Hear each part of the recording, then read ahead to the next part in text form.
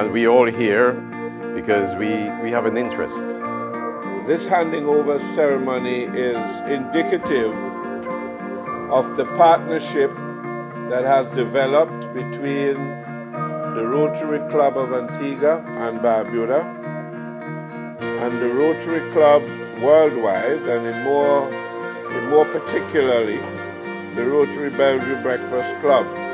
We are very happy when persons like yourselves, when organizations like yourselves, and certainly in conjunction with the Rotary Club of Antigua Barbuda, come together for this great need. When you give like this, you get as much back as the children that we are helping.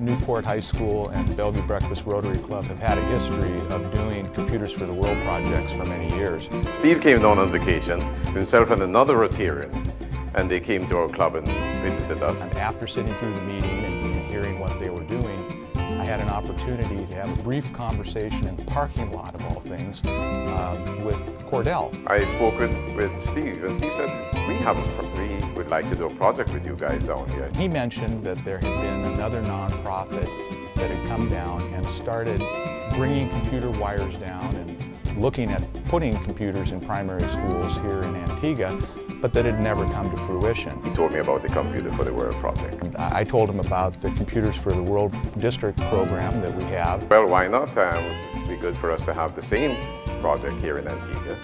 So when Steve went back, he spoke to John, and then we kind of laughed and said, yeah, we'd go sit on the beach, you know, have little drinks with umbrellas in them. But as the emails started going back and forth and we saw the need that there was on the island of Antigua, it started looking like there was a strong possibility of doing a project down here. We started communicating and got on to John, and John was very accommodating and very helpful in assisting me with how I should put this project together here. And that's when John met with Mason and with Rod to decide whether or not it really was feasible to do a project down here. And it became apparent that it was. And then we did, as a result of that, we did a project last year. And the same way, about 12 students came down and several Rotarians, and it went very well.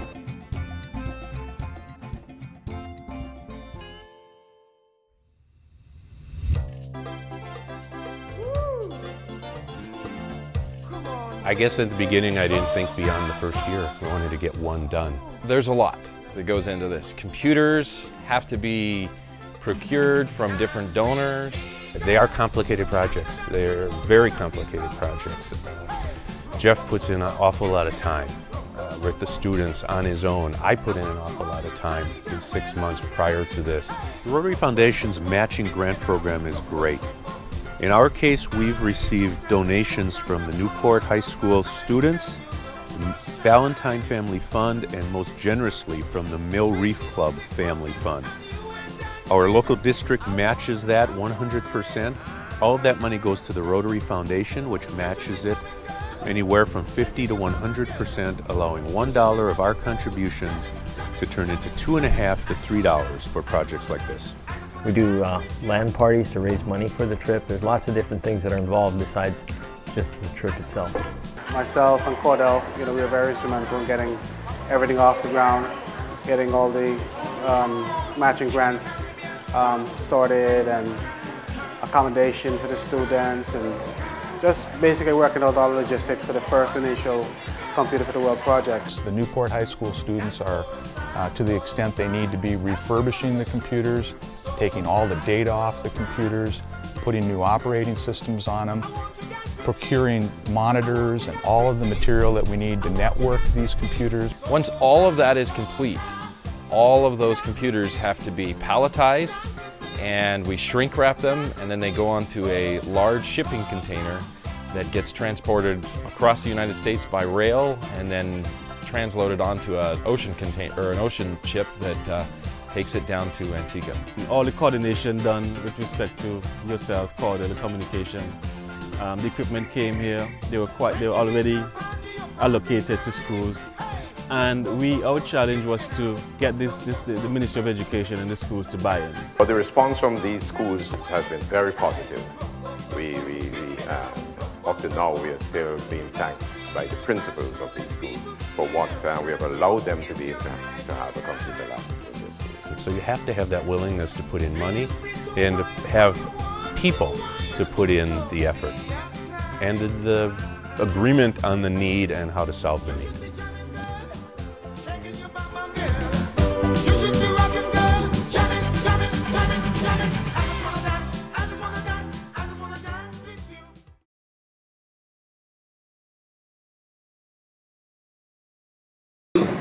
You need to basically report to your team leader, and if you don't have a job, you need to talk to your team leader.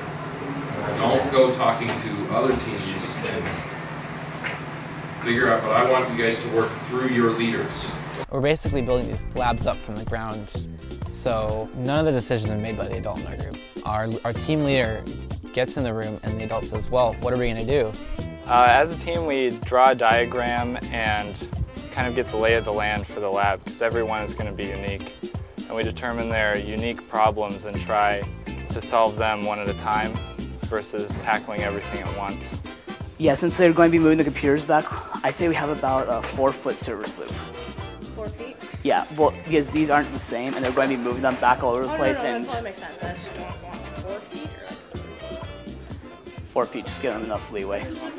It's surprising how much we learn, how much of what we learned is actually applied, because normally, I guess, you don't think you're going to be applying much of what you're learning in math class or English or, I guess, science to what your job's going to be or what you're going to do.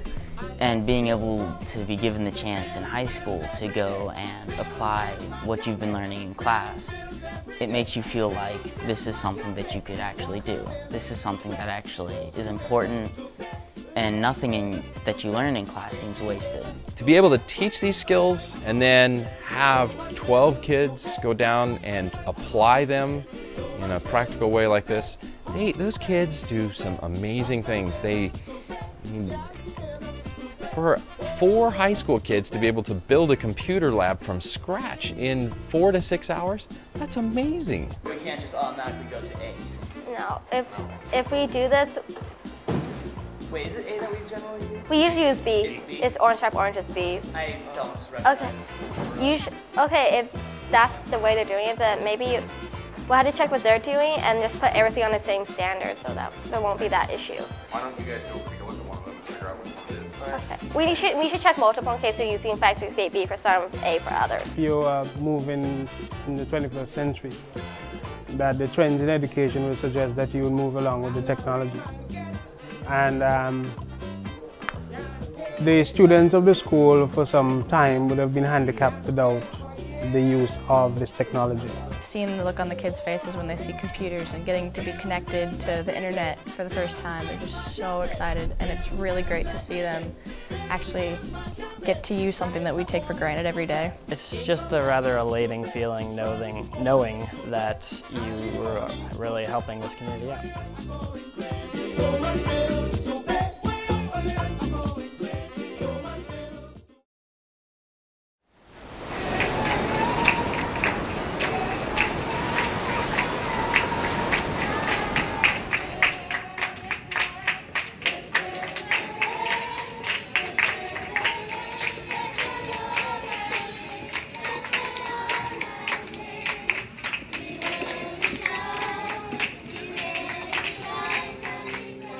But this time now we have added to it because the Bellevue Breakfast Club decided, well, why don't we throw in some dictionaries? The distribution of dictionaries to 3rd grade kids has been fantastic. You must, it is imperative, you have to take very good care of these dictionaries.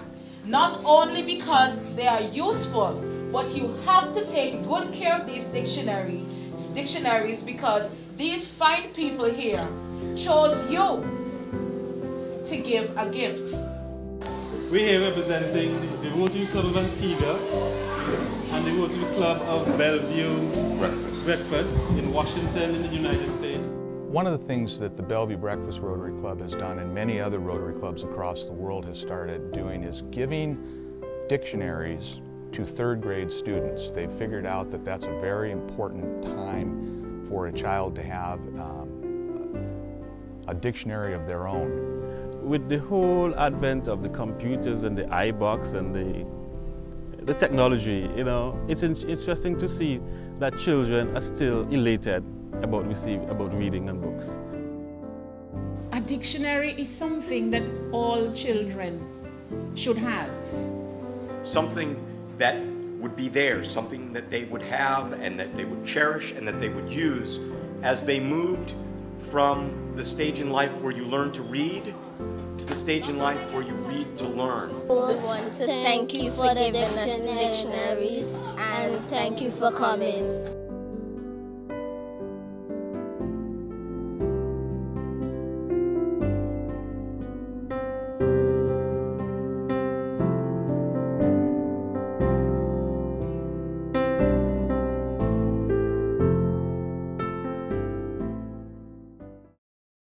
We brought on 4 of these industrial machines, and John the Tinker agreed to meet us 50-50. Big milestone for this community to have those sewing machines to teach the ladies who have no skills how to earn a living.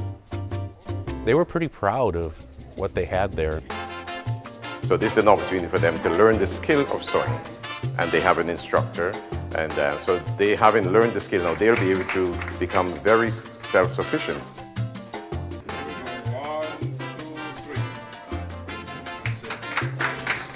And I'm quite sure that a number of individuals will be able to develop skills that they probably didn't have before. But with these machines, they'll be able to do so.